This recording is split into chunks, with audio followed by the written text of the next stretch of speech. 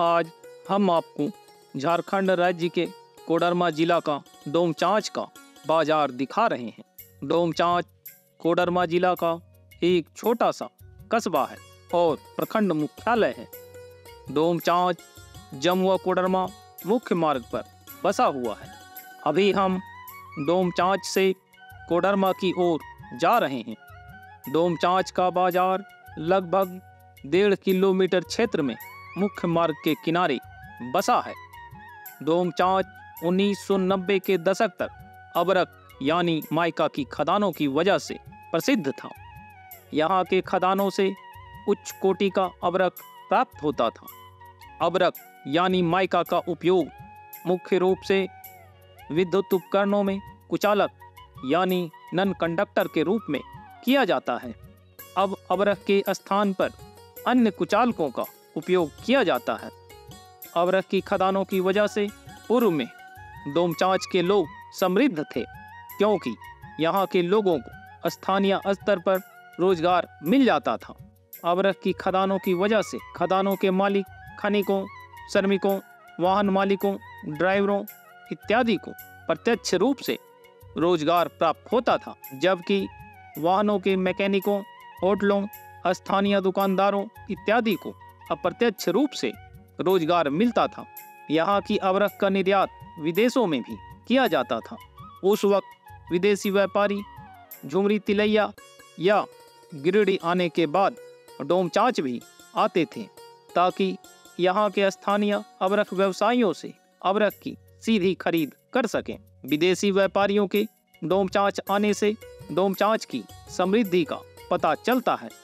उस वक्त विदेशी व्यापारियों के डोमचांच में ठहरने की व्यवस्था स्थानीय व्यवसायी मिलकर करते थे, क्योंकि यहाँ पर कोई होटल नहीं था। विदेशी व्यापारियों को किन्हीं के घर में ठहराया जाता था और उनकी अच्छी तरह से खातिरदारी की जाती थी, ताकि वे यहाँ के व्यवसायियों से अबरख की खरीदारी नियमित रूप से करते रहें। डोमचांच में पुराने समय में बनी हुई कुछ हवेलियाँ अभी भी उस समय की समृद्धि को बयान करती हैं। उस वक्त बनी हुई कुछ हवेलियों की खिड़कियों में कांच के स्थान पर अबरख लगाए गए थे। अबरख हल्का, पारदर्शी, बिना रंग, गुलाबी और काले रंग के होते हैं। खिड़कियों में अबरख लगाने वाले कारीगर काफी हुनरमंद थे, जो अबरख अच्छी तरह से काट कर और तराश कर खिड़कियों में लगाते थे, जिससे खिड़कियों की सुंदरता भी बढ़ गई थी। इन खिड़कियों से रोशनी तो अंदर आती थी, किंतु एक ओर से दूसरी ओर नजर नहीं आता था और इनके कांच की तरह टूटने का भी डर नहीं था। यहाँ के खदानों से निकलने वाले अबरख के कुछ टुकड़ों का व्यास 3 फीट से भी अधिक होता था। पत्थर मिले हुए अबरख जो पूरी तरह से ठोस होते थे, जिनका व्यास 2 फीट और लंबाई 8 फीट तक होती थी, खदानों से प्राप्त होता था। इन पत्थर मिले हुए अबरख का व्यावसायिक कार्यों में उपयोग नहीं होने की वजह से कुछ धनी व्यवसायियों ने इसे कारीगरों से तरसवा कर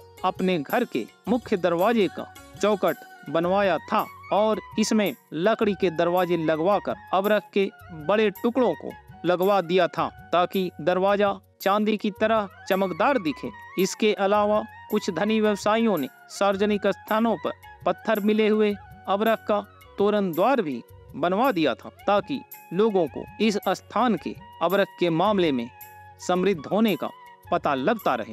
अबरख के बने हुए चौखट और दरवाजों की चमक वर्षों तक बनी हुई रहती थी। इसे सिर्फ साफ पानी से धोने की आवश्यकता थी, ताकि इस पर जमी हुई धूल निकल जाए। उस जमाने में जब प्लास्टिक के पारदर्शी सीट उपलब्ध नहीं थे, कुछ घरों की छतों और बड़े रोशनदान में अबरख के टुकड़े लगाए जाते थे, ताकि घरों में पर्याप्त रोशनी आ सके। डोमचांच मुख्य रूप से कारीगरों का शहर है। यहाँ के लगभग आधे से अधिक दुकानों में मरम्मत का काम किया जाता है। इनमें भारी वाहनों का मरम्मत, जिनमें मुख्य रूप से जेसीबी और ट्रक शामिल हैं। साथ ही यहाँ ट्रैक्टरों की भी मरम्मत की जाती है।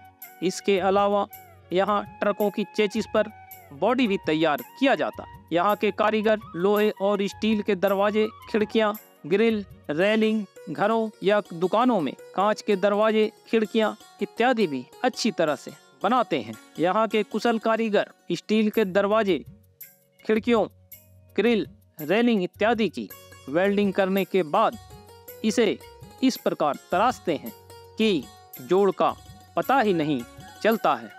कारीगरों के दुकानों के आगे सजे हुए नमूनों को देखकर इनके हुनर का अंदाजा लगाया जा सकता है। यहाँ के हुनरमंद कारीगरों की ख्याति आसपास के जिलों में भी है। डोमचांच से कोडरमा जाते समय सड़क के किनारे काफी अधिक संख्या में पेड़ दिखते हैं। वर्तमान में कई पेड़ सूखते जा रहे हैं। सूखने वाले सभी पेड़ दशकों पुराने हैं। सरकार द्वारा सड़क के किनारे पौधारोपण करवाया गया है, किंतु गर्मी के मौसम में पानी के अभाव में ज्यादातर पौधे सूख गए हैं।